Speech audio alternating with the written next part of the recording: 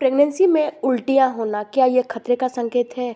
या फिर जब प्रेगनेंसी में उल्टियाँ हो रही है तो ये किस रीज़न से होती है?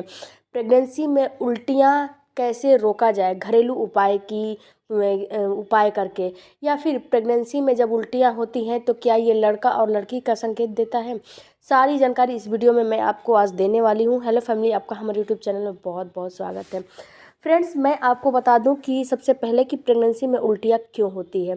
जब आप प्रेगनेंसी कंसीव करते हो, जैसे कि आपका प्रेगनेंसी आपने कंसीव कर लिया तो आपका पीरियड मिस हुआ, उसके जिस दिन पीरियड मिस होता है जिस मंथ में, उस मंथ में 1 महीने आपकी प्रेगनेंसी हो जाती है। तो जैसे आपका प्लेसेंटा बनना शुरू हो जाता है, जब पीरियड मिस हो जाता है तो आपका प्लेसेंटा बनने की प्रक्रिया शुरू हो जाती है। तो जब प्लेसेंटा बनने की प्रक्रिया शुरू होती है तो उसमें आपके बॉडी में प्रोजेस्टेरोन और एस्ट्रोजन हार्मोन भी बनना शुरू हो जाता है आपके प्लेसेंटा के साथ साथ। तो ये हार्मोन आपको क्या करते हैं, 80% महिलाओं में वोमिटिंग होती है और 20-30% महिलाओं में वोमिटिंग नहीं होती है। कितनी महिलाओं में उल्टियाँ आपको 1 से 3 ही महीने रहती हैं और कितनी महिलाओं में उल्टियाँ 1 से 9 मंथ रहती है। तो ये इसी हार्मोन की वजह से होता है। जब ये हार्मोन आपके बॉडी में बनता है तो आपको उल्टियाँ होना शुरू हो जाता है, क्योंकि ये हार्मोन जब बनता है ना तो आपके जो जो डाइजेस्टिव सिस्टम है उसको हल्का सा कमज़ोर बना देता है, वीक बना देता है। जो भी आप खाएंगी पिएंगी तो पहले के मुताबिक ये अच्छे से पच नहीं पाता है, जिससे आपको वोमिटिंग होना शुरू हो जाता है। ये तो हो गई बात कि क्यों होता है, किस रीज़न से होता है। लेकिन क्या उल्टियाँ होना सही है? देखिए फ्रेंड्स, अगर आपको थोड़ा बहुत उल्टियाँ हो रही है तब तो कोई दिक्कत नहीं है, यानी कि हल्की फुल्की वोमिटिंग हो रही है तो कोई प्रॉब्लम नहीं है। यहीं पे अगर आपको उल्टियाँ काफ़ी ज़्यादा हो रही है, यानी कि अगर पानी भी आप पी रही हैं तो वो आपको पच नहीं रहा है, तो फिर आपको समस्या हो सकती है। क्योंकि अगर आप कुछ खाएंगी पिएंगी नहीं तो आपके शिशु तक न्यूट्रिशन और जो पोटेशियम होता है वो कहाँ से पहुँचेगा? ना तो न्यूट्रिशन पहुँचेगा, ना तो प्रोटीन पहुँचेगा, ना तो कुछ भी नहीं पहुँचेगा। तो आपका शिशु भी कमज़ोर हो जाता है। तो कितनी महिलाओं को क्या होता है कि 1 से 3 मंथ ही ये समस्या होती है, लेकिन आगे चल के उनकी ये समस्या कम हो जाती है। और कितनी महिलाओं को 1 से 9 महीने पूरी बनी रहती है। तो अगर ज़्यादा आपको उल्टियाँ हो रही है, यानी कि 1 से 9 मंथ आपको उल्टियाँ काफ़ी ज़्यादा हो रही है, तो आप अपने डॉक्टर से ज़रूर संपर्क करें। क्योंकि डॉक्टर आपको एक छोटी सी गोली दिया जाता है, उसको खाली पेट सुबह सुबह लेना रहता है, जिससे कि आपको उल्टियाँ कुछ हद तक आपकी कम की जाए, ताकि आपके शिशु को भी न्यूट्रिशन मिले और शिशु की भी ग्रोथ अच्छे से हो। नहीं तो आपके गर्भ में आप कुछ खाएंगी ही नहीं, पानी तक नहीं आपको पचेगा, तो आप खुद सोचिए कि आपका शिशु का ग्रोथ कैसे होगा। इसीलिए आप डॉक्टर से ज़रूर संपर्क करें। अगर आपको उल्टियाँ 1 से 3 मंथ हो रही हैं और उल्टियाँ काफ़ी ज़्यादा हो रही हैं तो भी आपको डॉक्टर से ज़रूर मिलना है। नहीं तो उल्टियाँ अगर कम हो रही हैं तो ये नॉर्मल बात होती है, इसमें आपको घबराने की कोई ज़रूरत नहीं है। अगर उल्टियाँ कम से कम दिन भर में 1 से 2 बार या 3 बार हो जाए तो भी आपको घबराने की ज़रूरत नहीं है, ये नॉर्मल होता है। क्योंकि प्रेगनेंसी में हार्मोनल चेंजेज होते हैं और प्रोजेस्टेरोन एस्ट्रोजन हार्मोन जो बॉडी में बनते हैं ना, इसी के कारण सारी चीज़ें, सारी प्रॉब्लम होती है।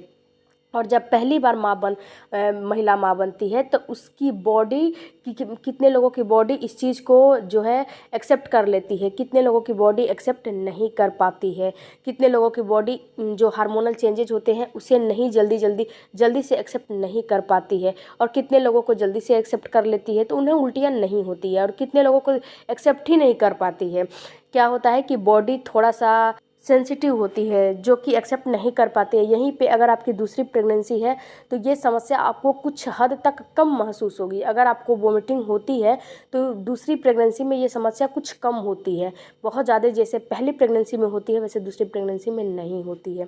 तो वोमिटिंग, ये सारी चीज़ें हम लोगों ने समझ लिया। अब मैं आपको बताती हूँ कि अगर आपको वोमिटिंग हो रही है, उल्टियाँ हो रही है तो आपको करना क्या है।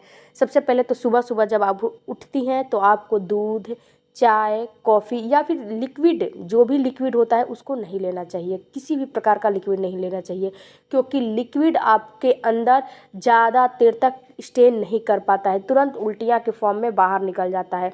यहीं पे अगर आप ठोस कोई चीज़ लेंगी, यानी कि पराठे हो गए, रोटियां हो गई, बिस्किट्स हो गए, टोस्ट हो गए, कुछ भी हो गया, आप अगर ठोस लेंगी तो ये क्या करते हैं आपकी बॉडी में थोड़ी सी देर तक स्टे करते हैं, थोड़ी सी देर ठहरते हैं, जिसको कि बॉडी पचाते पचाते पचाते पचाते उसको टाइम लगता है, क्योंकि इस समय आपकी पाचन क्रिया हल्की सी कमज़ोर हो जाती है, तो उसको पचाने में कुछ टाइम लगता है।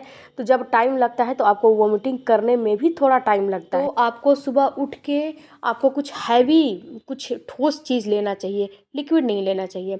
इसके बाद दूसरा काम आपको क्या करना है, दूसरा काम आपको जो साइट्रिक लेना चाहिए, यानी कि जो खट्टे फल होते हैं, खट्टे सब्जियां होती हैं, नींबू पानी हो गया, संतरा हो गया, इसके अलावा की मतलब बहुत सारे, आंवला हो गया, बहुत सारी चीज़ जो खट्टी होती है, साइट्रिक होती है, उसको आप अपने डाइट में शामिल करेंगी। दही हो गया, तो इससे आपकी जो पाचन क्रिया है वो भी सही रहेगी, और जो आपको वॉमिटिंग हो रही है वो भी आपको बहुत कम होगी। इसके बाद जब आपको ऐसा लगे कि नहीं मेरा मूड स्विंगिंग हो रहा है, वॉमिटिंग करने का मन कर रहा है, तो आप आधा नींबू कट कर ले, उस पर आधा काला, थोड़ा सा काला नमक डाल दें और उसको चाटे। इससे भी आपका जो टेस्ट है वो थोड़ा सा परिवर्तन होता है, जिससे कि आपको वोमिटिंग नहीं आती है।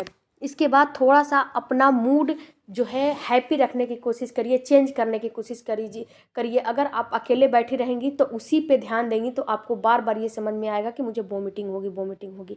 अगर अपना थोड़ा सा इधर उधर ध्यान भटकाएंगी ना, तो इससे आपका ध्यान हल्का सा हटेगा, तो आपको वोमिटिंग कम होती है, ज़्यादा नहीं होती है। ये भी रिसर्चेज में साबित हुए हैं।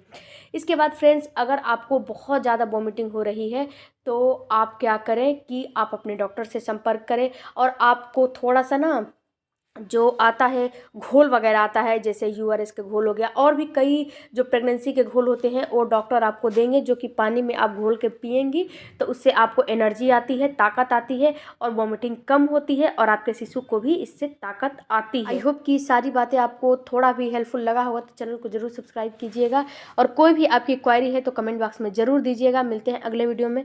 Thank you for watching. Bye bye, take care, धन्यवाद।